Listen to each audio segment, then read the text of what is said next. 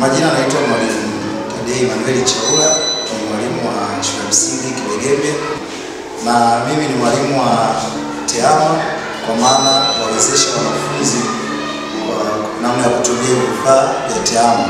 Lakini pia tunamshukuru sana Mama Samia, Rais wetu wa Jamhuri ya Muungano wa Tanzania, kwa kutupatia vifaa hivi vya TEHAMA vinavyotusaidia kuwaelekeza watoto katika kazi ya kufundisha na kujifunzia. Kama alivyosema mwalimu mkuu, tumepokea desktop 5, tumepokea laptop 2, tumepokea digital camera na projector 2.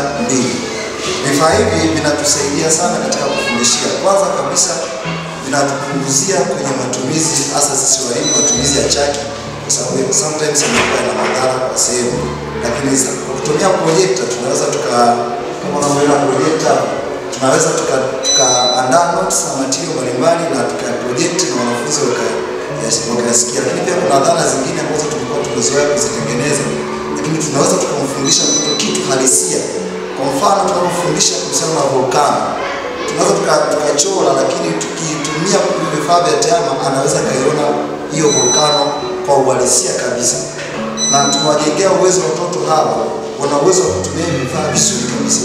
Mtoto anaweza kaandika majina, anaweza akachapa kazi, anaweza akaprint, lakini pia anaweza kaingia huko kwenye kompyuta na kutafuta vitu vingine ambavyo anaweza kuvipata kwa urahisi. Hata kujitafutia matini, kuna wakati tukaunga bado mtoto kaingia akatafuta kitu ambacho kinaweza kumsaidia. Labda mwalimu anafundisha biashara sehemu fulani, kuna watoto ambao wanaenda mbele zaidi kutafuta vifaa.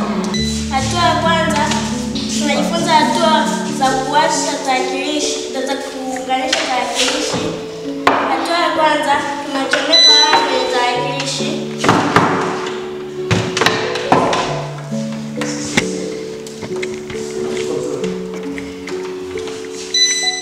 Hatua ya pili, tunachomeka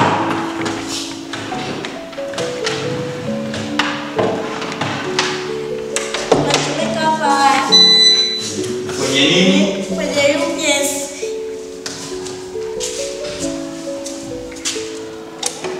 Afu waya uliokuwa kwenye UPS tunachomeka kwenye switch au socket.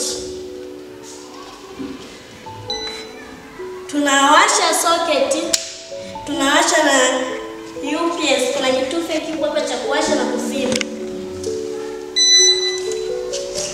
Tunakuja nyuma ya tarakilishi, kuna kitufe nacho cha kuwasha na kuzima tarakilishi, tunafanya mara moja.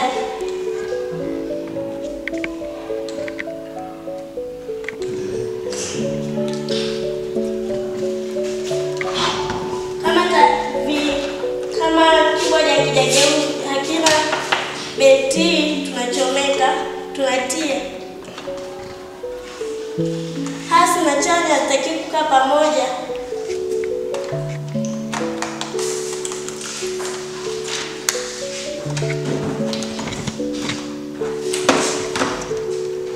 Na kiteuzi nacho tunaweka betri.